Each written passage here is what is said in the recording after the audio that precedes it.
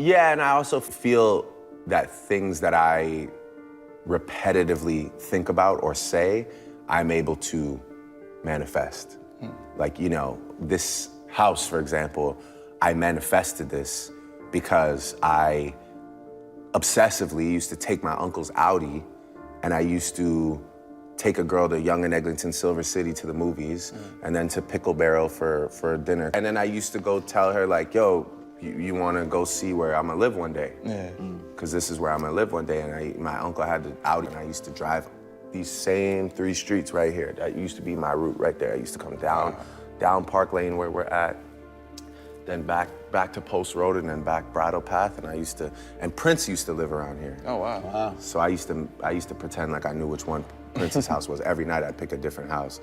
While you're on the journey, you have to disconnect from the end goal, you know? Because if you're just focused on some end goal, then you might get there, but it'll be hard to progress past that because you're so focused on that one destination that it's like, you know, you maybe forget everything in between, and maybe you could have done more in between. He always told me, like, just be here right now, live right now, and do the best you can right now. Don't worry about what that end goal is. It's great to have goals, it's great to have dreams, but it's just like you get too attached to it, and sometimes it could be a self-destructive thing. So, I mean, I just kind of try and progress as much as I can. Why do you care so much about success? Have you figured that out? I'm just addicted to it. Why? I think that I've sacrificed so much for it already and dedicated so much of my time that I have to push it as far as I possibly can, because I've given up a lot of years as far as maybe like nurturing like personal relationships go, and you know, trying to build things like a family or a relationship, or I don't do any of that. I just kind of work. At this point in my life, I'm okay with that. You know, as you receive things in life, money, blessings, whatever, your appetite begins to grow, right? So it's like if I give you $1 million tomorrow, you're gonna learn what it's like to have $1 million, and then you're gonna start being around people that have $10 million or $100 million, and you're gonna learn that there's other things that you can't get with $1 million. Right. So your appetite grows, and I think the initial visions that I had for myself just kind of manifest. The feeling I get when I'm out in the world is one of respect. I think that my career has a lot of integrity, and I think I'm very excited about that, because I think I could have let that drop a bunch of times.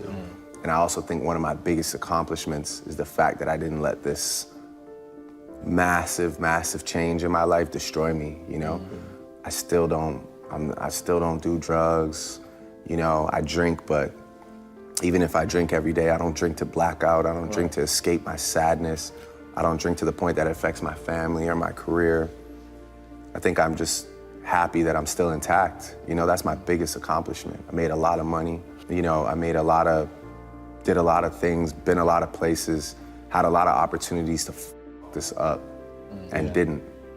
And, you know, I could be at dinner with my mom and still hear her say, like, you know, I'm proud, you're still you, you're in there, you know? I'm looking at you, you're there, it's you. It's not like a shell of who you used to be or something like that, you know? I love my space, I love my work, and I love my routine. And for me to break that for somebody, it would just have to be like a really special person that fits into that puzzle and that is supportive of the things I'm doing. It have to be somebody that has taste in music. It'd have to be somebody that I get along with so much to the point that when we're separate, I'm feeling like I can't function properly without their presence. I'm really self-conscious about my music, and even if I do a good job, I always wonder, you know, how I could have done it better. I rarely celebrate anything, and just for anyone watching this that's wondering how this happened, you know, that's really the answer. It's being so unsure how you're getting it done that you just kind of keep going in the hopes of figuring out the formula. Just feeling so lucky and blessed that the fear of losing it keeps you up at night. I didn't really write a grandiose speech about how to make it work or what it took, because, you know, to be really honest with you, I don't quite understand it myself. I know that I've spent an incalculable amount of hours trying to analyze all the things I did wrong. You know, when I made a choice to start singing, it was because of something that my father had told me, which was, you know, there's no rapper out there that sings and raps and does it well, does both things well. And he's like, in order to be successful, you're gonna need something other than just what everyone else is doing. Twitter isn't real, by the way. It's not like any, like, there's no gauge on like real life on Twitter. That's a terrible medium to like exist in. And you can enjoy it, you can even indulge in it, but like, just don't live your life by that weird code on that internet program. So if there's something for you to express, it has to be your own thing. Like, I don't know what you like to do. Maybe you like to like do yo-yos, and yo-yo is your self-expression. Weird example. Yo-yo game. But hey, maybe it's like painting. Maybe it's making clothing. Like, I'm not sure what it is. As far as expressing your feelings, if you happen to be one of those people that's eloquent enough and you enjoy words, then I always encourage you to do it any way you see fit, whether it's poetry, music, or whether it's just direct communication with people. But like, get off the internet. Like, tell somebody, like, come meet me for a drink. Let's have dinner. Let's go for a walk. You know, like real life. I don't know. Anybody, what you have to understand is like, there's a way to exist in this world that's like, we've never had it before, but like, I strongly believe in the fact that if you have a good product, for the first time ever, there's a way to like get the world to hear your product. And if it's good, you will see the results from it. You understand what I'm saying? Like, artists will drop a mixtape, and if that mixtape picks up, you know, whether it's like House of Balloons or Party Next Door, like, I remember seeing when House of Balloons dropped, I remember people being like, yo, I'm in the Netherlands right now listening to House of Balloons. It's like, you know, we have such a platform to access the entire world. And my biggest thing to you, your question was, how do you, like, I guess, catch the attention? It's just about finding your own moment, you know, and having the music be great, as cliche as that sounds. But it's just like, man, you know, there's not a lot of great music to choose from. So when somebody is great, the world will let you know. Trust me. It doesn't take me. It doesn't take this guy. The world will let you know. All you have to do is put it out there. And there are people who scour the internet every day looking for the next big thing. And I promise you, if that product that you have is potent enough, you will be the next big thing. And I feel like that's it, you know? What does money mean to you?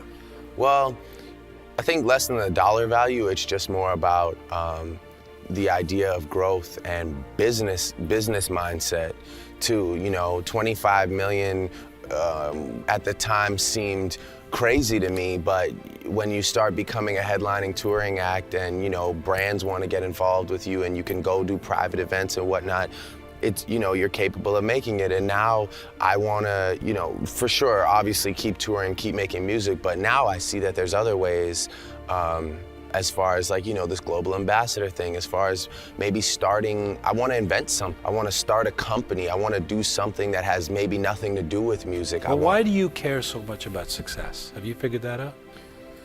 Well, I don't want to be number two. I think that would be a weird thing to sit here and say, or I don't care, you know, I want to make this city proud, you know, that's a main reason for me. And number one, it takes a while to even become that. I don't even know what number, it's like number, I hate numbers, by the way, you know. I like to say I just want to win, you know.